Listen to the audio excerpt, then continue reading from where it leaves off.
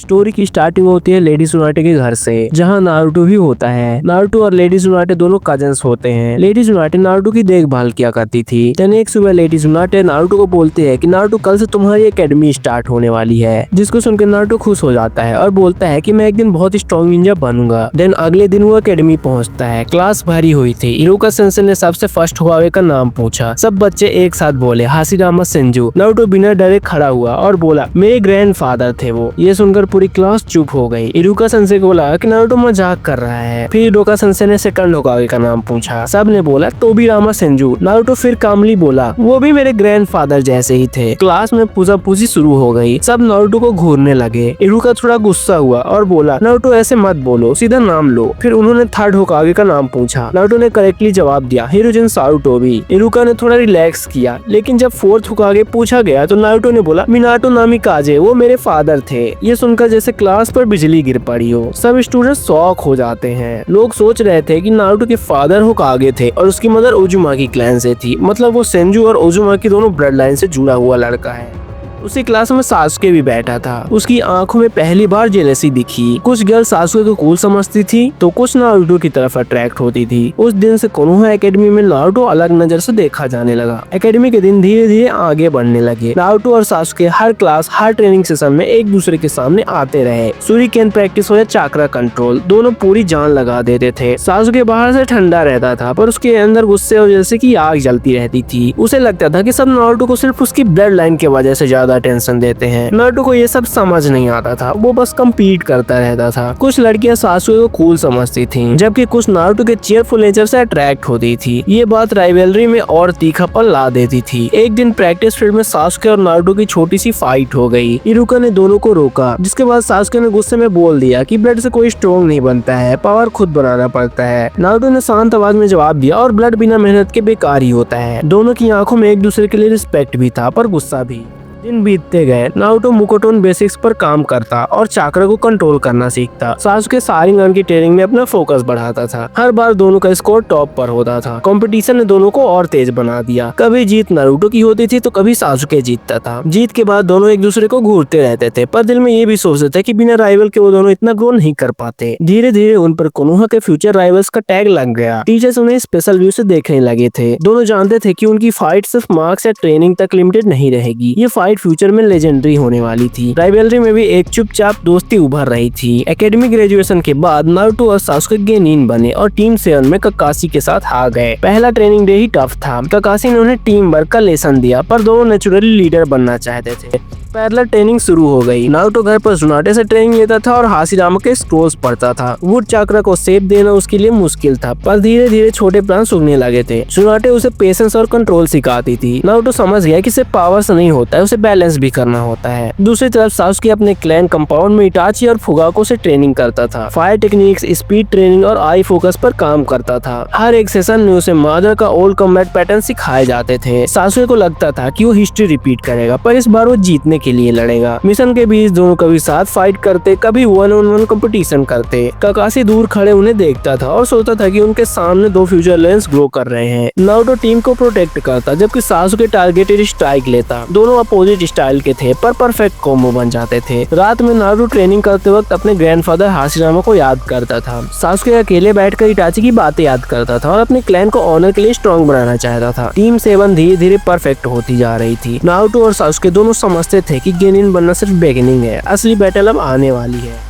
Team 7 का first mission land of waves में मिला। पहले तो लगा कि बहुत ही नॉर्मल मिशन है, पर वहाँ जाबुजा और उसके निंजा सामने आ गए। सिचुएशन डेंजरस हो गई। काकाशी जाबुजा के साथ फंस गया और नारुतो और सासुके को फ्रंट लाइन संभालनी पड़ी। सासुके ने फायर अटैक से एनिमी को कंफ्यूज किया, जबकि नारुतो ने इंस्टिंक्ट से मुकोटोन यूज किया और वुडन रूट्स ग्राउंड से निकालकर एनिमीज को पकड़ने लगा। नारुतो खुद शॉक था कि उसका जुत्सु इतना फास्ट अवेकन कैसे हो रहा है। सासुके भी राइट मूवमेंट पर लाइटनिंग फास्ट मूवमेंट से फिनिशिंग स्ट्राइक्स देता गया। दोनों बिना बोले समझ रहे थे कि टोन क्या करेगा। जाबूजा के साथ ही देखकर घबरा गए कि ये गेनी नहीं मॉन्स्टर्स हैं। जब काकाशी फ्री हुआ तब तक मिशन ऑलमोस्ट क्लियर हो चुका था। काकाशी ने दूर से ही दोनों को देखा और मुस्कुराया। उसने सोचा कि उसके स्टूडेंट्स नॉर्मल निंजा नहीं है, वो काफी ज्यादा पावरफुल हैं। मिशन कंप्लीट हुआ बिना किसी कैजुअलिटी के। विलेज वापस आते वक्त नारुतो शांत था पर आंखों में नया कॉन्फिडेंस था उसके। सासुके भी चुपचाप चल रहा था पर उसके मन में ये बात चल रही होती है कि नारुतो को हराने के लिए उसे और ज्यादा पावर चाहिए होगी। इस मिशन के बाद नारुतो और सासुके का नाम छोटी सी एज में स्प्रेड होने लगता है। लोग उनकी बातें करने लगते हैं। दोनों को कंट्रोल और पेशेंस सीखना पड़ा क्योंकि फेम डेंजरस होता है और उन दोनों के लिए एक ही चीज मैटर करती थी, उनकी अगली फाइट।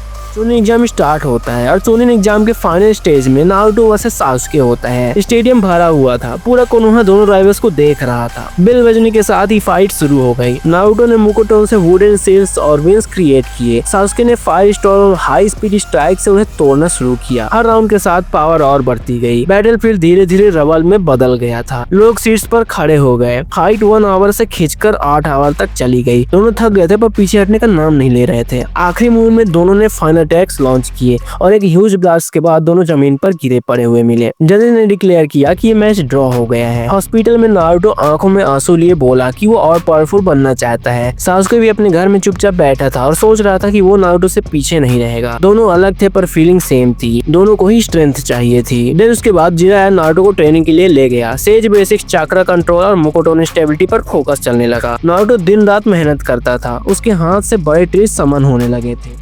सासुके के पास फुगाकू और इटाची दोनों थे। उन्होंने उसे ब्रूटल ट्रेनिंग दी। उसकी स्पीड लिमिट्स टूटने लगे थे और आइस का भी कांस्टेंट यूज होने लगा था। दोनों अलग अलग जगह पसीना बहा रहे थे पर उनके मन में एक दूसरे ही होते थे। उन्हें लगता था कि नेक्स्ट मीटिंग मॉन्स्टर बनने के बाद ही होगी। एक सुबह कोनोहा में भयंकर खबर फैली और उचिमारू ने थर्ड होकागे हिरोजिन साटोबे को मार दिया है। पूरा गाँव एकदम शौक में डूब गया था। लोग सड़कों पर चुपचाप खड़े हुए थे और आंख में गुस्सा भरा हुआ था उनके। नारुतो और सासुके को दोनों को ये न्यूज सुनकर झटका लगा था। नारुतो के लिए हिरोजिन सिर्फ होकागे ही नहीं था, एक गार्जियन जैसा था। सासुके ने भी समझा कि बैटल गांव तक पहुंच चुकी है। उसके बाद लेडी सुनाटे को फिफ्थ होकागे बनाया गया। उचिहा क्लैन में थोड़ा अनरेस्ट हुआ। कुछ लोग बोलने लगे कि नेपोटिज्म हुआ है पर सच ये था कि पब्लिक ने सुनाटे को चुना था टीचिंग और लीडरशिप के लिए। ज्यादा दिन शांति नहीं रही। सैंड विलेजर और उचिमारू की गैंग ने मिलकर कोनोहा पर वार अटैक शुरू कर दिया। दुश्मन शिनोबी वेव्स में आने लगे। बैटलफील्ड धुएं और आग से भर गई थी। फ्रंट लाइन पर नारुतो और सासुके साथ खड़े हुए थे। लोग उन दोनों को देखकर कह रहे थे कि ये बच्चे नहीं हैं, ये वॉरियर्स हैं। फाइटिंग शुरू हुई। नारुतो ने मैसिव मुकोटोन jutsu से जमीन से जायंट टीज और वुडन वॉल्स समन करके दुश्मनों को रोक दिया। पूरा बैटलफील्ड जंगल बन गया था। उसके एरियल डैश के साथ फायरबॉल और लाइटनिंग अटैक्स चला रहा था। उनके मूव्स परफेक्टली सिंक हो रहे थे। नारुतो शील्ड बनता जा रहा था और सासुके स्ट्राइक करते जा रहा था। एनिमी स्क्वाड्स पानी जैसे गिरते गए थे। शाम होते होते सैंड विलेज के फोर्सेस ब्रोकन हो चुके थे और उचिमारू रिट्रीट कर गया। वॉर ऑफिशियली एंड हुई और ट्रीटी साइन की गई। कोनोहा विक्ट्री में था लेकिन नारुतो और सासुके दोनों जानते थे ये सिर्फ ओपनिंग बैटल थी। असली वॉर तो अभी होनी बाकी है। वॉर के बाद कोनोहा में पीस दिखने लगी और हवा में टेंशन थी। नारुतो और सासुके दोनों फील कर रहे थे कि कुछ गलत होने वाला है। शिनोबी इंटेलिजेंस रिपोर्ट्स धीरे धीरे आ रही थी। सैंड विलेज और कुछ दूसरे हिडन विलेजेस सीक्रेट मीटिंग्स कर रहे थे। सरफेस पर ट्रीटी एक्सेप्ट हो चुकी थी पर अंदर ही अंदर एक बड़ी कॉन्स्पिरेसी चल रही थी। उनका मेन फियर दो नाम थे, नारुतो सेंजू और सासुके उचिहा। विलेजेस को लग रहा था कि जब ये दोनों और मैच्योर हो जाएंगे तो कोई भी नेशन उनके सामने नहीं टिक पाएगा। इसीलिए उन्होंने डिसाइड किया पहले ही इन्हें खत्म करना बेहतर है। कोनोहा काउंसिल को भी डेंजर का अंदाजा हो गया था और पॉलिटिकल प्रेशर की वजह से डायरेक्ट एक्शन नहीं लिया जा पा रहा था। नारुतो को धीरे धीरे सब समझ आ रहा था। उस नोटे से पूछता है क्या मैं सिर्फ एक निंजा हूँ या एक वेपन। नोटे उसकी तरफ देखती है और कहती है तुम वेपन नहीं हो नारुतो, तुम होप हो एक। दूसरी तरफ सासुके भी रेस्टलेस रहने लगा था। वो अपने क्लैन वॉल्स पर अकेला बैठकर स्काई को देखता। एक शाम नारुतो और सासुके पहाड़ी पर जाकर वेव्स को दूर से देख रहे थे। नीचे कोनोहा लाइट्स में चमक रहा था। नारुतो ने धीरे से बोला स्टॉर्म आ रहा है सासुके। सासुके ने आंखें बंद करके कहा इस बार हम हिस्ट्री नहीं डेस्टिनी को ही तोड़ देंगे। ऊपर आसमान में क्लाउड्स घेर रहे थे। दूर से बिजली चमक रही थी। इस बात का इशारा था कि अगले बैटल में सिर्फ गांव नहीं पूरी दुनिया दांव पर लगने वाली है। और यहीं पे एपिसोड खत्म हो जाता है। सो वीडियो कैसी लगी कमेंट में जरूर बताना। अगर अच्छी लगी हो तो वीडियो को एक लाइक जरूर से कर देना और ऐसी मजेदार वीडियो देखने के लिए चैनल को सब्सक्राइब भी कर लेना। मिलते हैं नेक्स्ट वीडियो में, तब तक के लिए बाय बाय।